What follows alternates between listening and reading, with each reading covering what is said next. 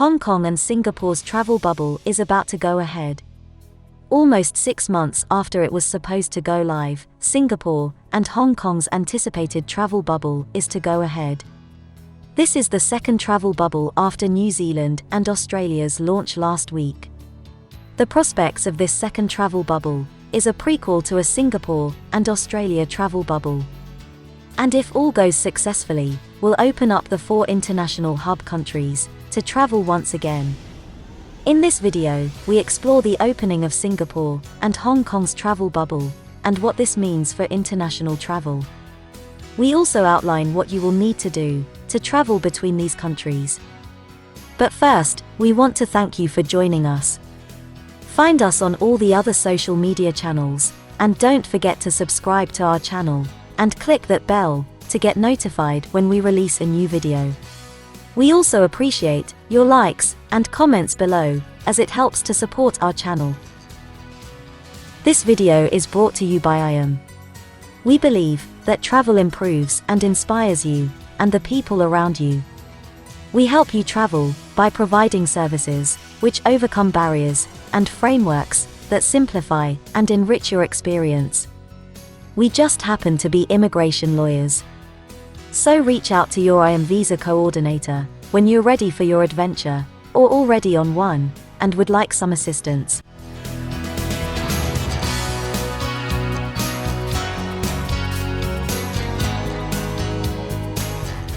A quarantine-free air travel bubble between Hong Kong and Singapore is finally slated to get off the ground with a start date of the 26th of May, following setbacks that led to the plan initially being shelved last November. Largely shut off from the rest of the world during the pandemic, the two sides have been in talks for months to revive the travel corridor.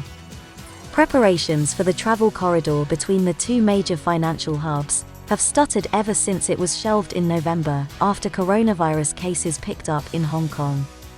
If it goes ahead, this travel bubble will be the second major air route in the region to open after Australia and New Zealand resumed flights last week.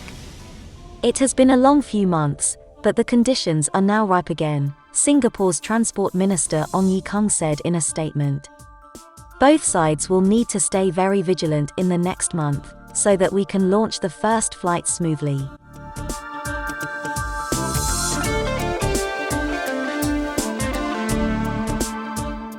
The air travel bubble will begin cautiously with just one flight a day, in each direction, carrying a maximum of 200 passengers for the first 2 weeks. All passengers departing from Hong Kong are required to be fully vaccinated 14 days before traveling, while passengers from Singapore does not have the same requirement. All passengers from both cities are expected to take a COVID-19 test within 3 days of departure, and again on arrival. The bubble will be suspended for at least 2 weeks, if the 7-day moving average of unlinked community cases in either city increases to more than 5. Travelers from both cities will be required to download each other's contact tracing app prior to their departure. Our goal remains striking a right balance between public health and travel convenience, so that the public will feel assured while providing certainty, Hong Kong's Secretary for Commerce and Economic Development Edward Yao said. Travelers from other countries who have arrived in either Hong Kong or Singapore and hope to utilize the travel bubble must have been in either Hong Kong or Singapore for at least 14 days after completing their initial quarantine period before flying to the other jurisdiction.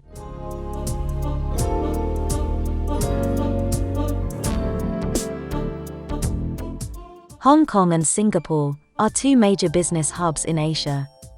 Many Westerners tout both cities as paragons of free market economy.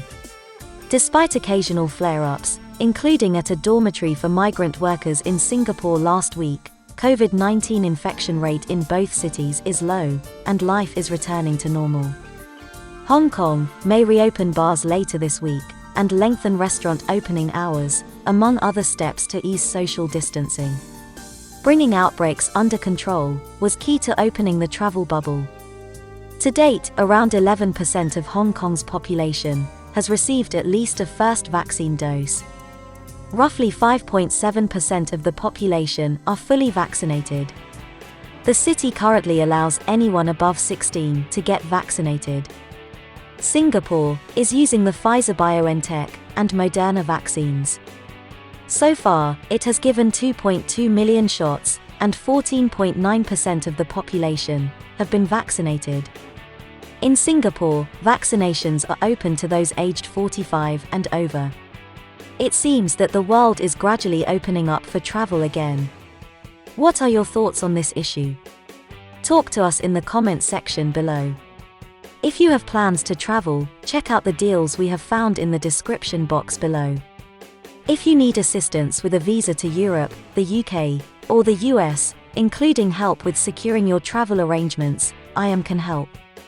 For visa advice, contact your IAM visa coordinator. Don't forget to subscribe and hit that bell for more travel and visa updates.